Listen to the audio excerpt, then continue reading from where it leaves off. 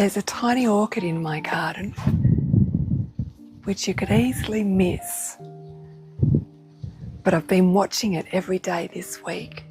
So when I come out every morning, I'm checking to see what changes have happened overnight. I'm looking for any pests and new growth. And this is when I notice changes.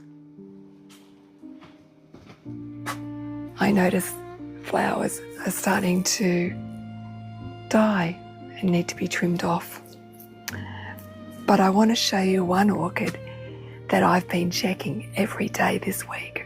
If you walked through this garden, you could easily miss the orchid, the tiny little orchid I'm talking about. It's not big, it's not hanging up high, but it's tiny, and that's what I like so much about it. Now this little orchid has been doing something quite incredible all week, and not something you would expect for an orchid of its size. Let's have a look. Now this little orchid is called Bulbophyllum Mastercianum, and if you didn't grow orchids, you could be forgiven for walking straight past it.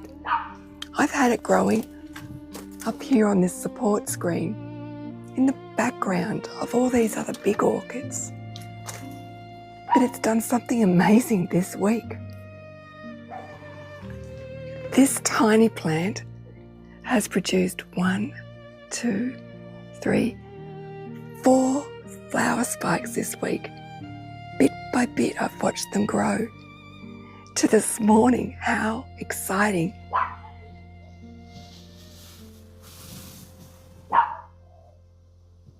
This is what makes growing orchids so exciting. It's the anticipation, waiting to see what that's going to do. Or this one, it starts so tiny, to go from that to that in a relatively short space of time. It's quite exciting, and it won't be long before this bloom opens fully.